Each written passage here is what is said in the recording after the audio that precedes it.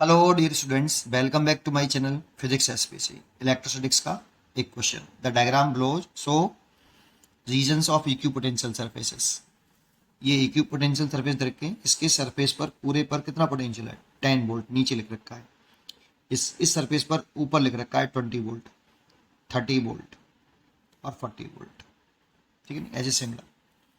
A positive charge is moved from A to B in each diagram. यहाँ पर एक positive charge है ये क्यू, वो ए से बी ऐसे मूव कर रहा है, इसमें भी ऐसे मूव कर रहा है, इसमें भी ऐसे मूव कर रहा है, इसमें भी ऐसे। ठीक है, then for a Q moving charge from A to B, maximum work required to move Q in figure C. मतलब किसमें in all four cases the work done is same. Minimum work is required to move q in figure A, maximum work is required to move q in figure B. Work के बारे में पूछ रहा है।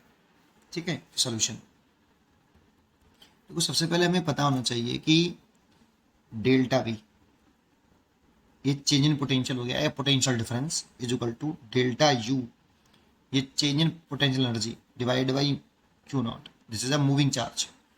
ये कौन सा चार्ज होता है? मूविंग चार्ज, अटैच चार्ज बोल सकते हो। इक्वल टू, अब डेल्टा यू इक्वल टू होता है माइनस के बर्डन बाई कंजर्वेटिव फोर्स। ये फॉर्मूला पढ़ा है अपने सबने।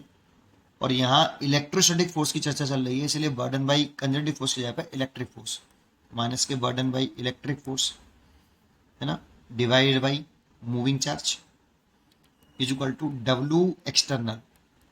इफ अगर चेंज इन काइनेटिक एनर्जी अगर जीरो, काइनेटिक एनर्जी जीरो है, चेंजिंग एनर्जी जीरो है, क्योंकि स्लोली मूव कराएंगे काफ़ी चार्ज को। कैसे मूव कराएं? बहुत ज़्यादा स्लोली मूव कराएं, जिससे एनर्जी में कोई चेंज ना आए।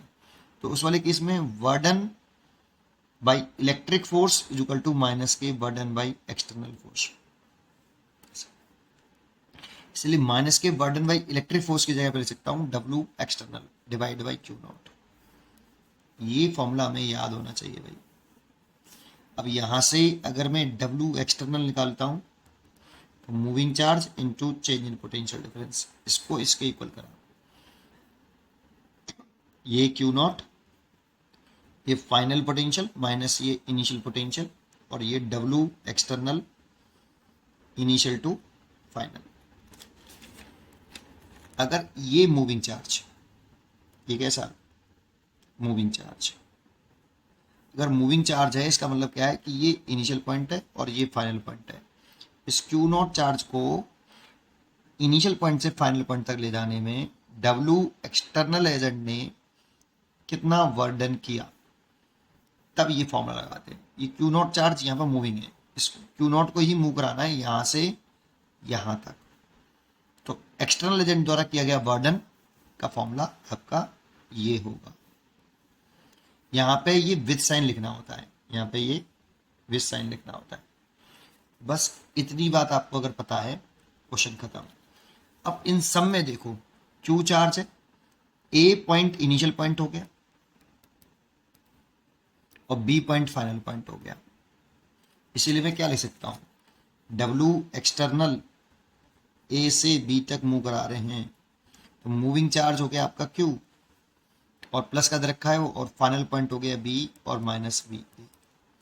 अब यहां पर बी पॉइंट का जो पोटेंशियल है ना, हर एक में 40 वोल्ट ही है।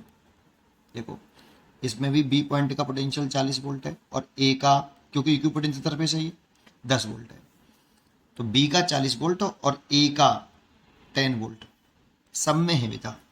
इसमें भी 10 वोल्ट है, बी का 40 वोल्ट है, ए का 10 वोल्ट है, ए का 10 वोल्ट है और बी का 40 वोल्ट है, सब में है। तो इसीलिए यहाँ पे अगर लिखें तो क्यू, बी का पॉइंट का पोटेंशियल है 40 वोल्ट और ए का पोटेंशियल है 10 वोल्ट, तो ये 30 क्यू जूल वर्क करना पड़ेगा एक्सटर्नल एजेंट को ए से बी तक मूव कराने में।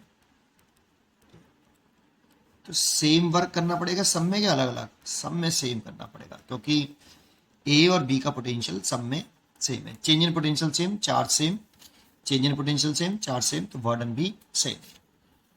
Change in potential same, charge same, तो वर्डन भी सेम। तो इसीलिए second choice is correct. In all the 4 cases the burden is same. पढ़ते रहिए और खुश रहिए। Thank you.